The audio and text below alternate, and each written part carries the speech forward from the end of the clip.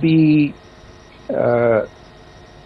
Pakistani claims of now responding to India's strikes of the 7th of May. As I said right at the outset, it is India which is responding. The original escalation was by Pakistan on the 22nd of April. We are the ones who are responding to that escalation with the action that was taken yesterday morning. And again, I would like to emphasize that the action was restrained. It was directed towards non-civilian, non-military targets and confined to terrorist camps. And again, as we have been saying since yesterday, any further action by Pakistan, some of which we are seeing today, is nothing but escalation by Pakistan now once again, and will be responded to and is being responded to appropriately. One point that I wanted to also address was the allegations to the targeting of a dam, the Neelam Jhelum project in Pakistan-occupied Kashmir. I want to say that this is an absolute and complete fabrication and a blatant lie. India has targeted only and only terrorist infrastructure, and the details of that terrorist infrastructure, together with the locations, were shared with you yesterday by Colonel Qureshi and Wing Commander Singh. I should note that if this kind of a claim is a pretext for targeting Indian infrastructure of a similar nature, Pakistan will be entirely responsible for the consequences that will undoubtedly follow. Finally, I want to address some issues that have been raised related to the Indus Waters Treaty and the disinformation that has been raised in regard to that as well. The fact is that there have been fundamental changes in the circumstances in which the Indus Waters Treaty was concluded, and they call for a reassessment of the obligations under the treaty. Over the last year and a half to 2 years, India has been in communication with the government of Pakistan.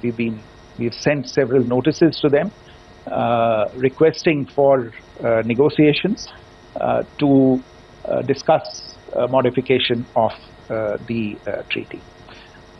India has for 6+ decades now honored the treaty, even during periods when Pakistan imposed multiple wars on us, and even when relations were adversarial. Pakistan is the one that has been acting in violation of the treaty, deliberately creating legal roadblocks in India exercising its legitimate rights on the western rivers.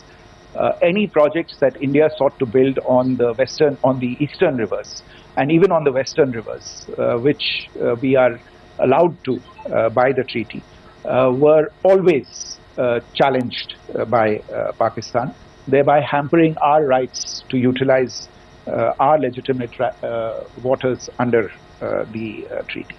In fact, if you see, the preamble of the treaty itself states that the treaty was concluded in a spirit of goodwill and friendship. Mark those words, concluded in a spirit of goodwill and friendship. ये भारत का धैर्य और भारत की सहनशीलता है जो 65 साल से हम इतनी प्रोवोकेशन के बावजूद इस ट्रीटी को निभा रहे हैं. However, as has been made clear earlier as well, Pakistan has not responded to our requests to enter into negotiations for a reassessment of the obligations under the treaty. A number of conditions have changed. This is a treaty that was based on the engineering techniques of the 50s and the 60s. We are living through the first quarter of the 21st century. Technological changes and technological advancements have to be taken into account. There are demographic changes. There are climate changes that have taken place. There is the imperative of clean energy. And of course, the terrorism that Pakistan has wreaked in the state of Jammu and Kashmir itself has hampered India's ability to exercise its rights under the treaty. Pakistan's persistent refusal to respond to our request to enter into government-to-government negotiations on the modification of the treaty is, in a sense, itself a violation of the treaty.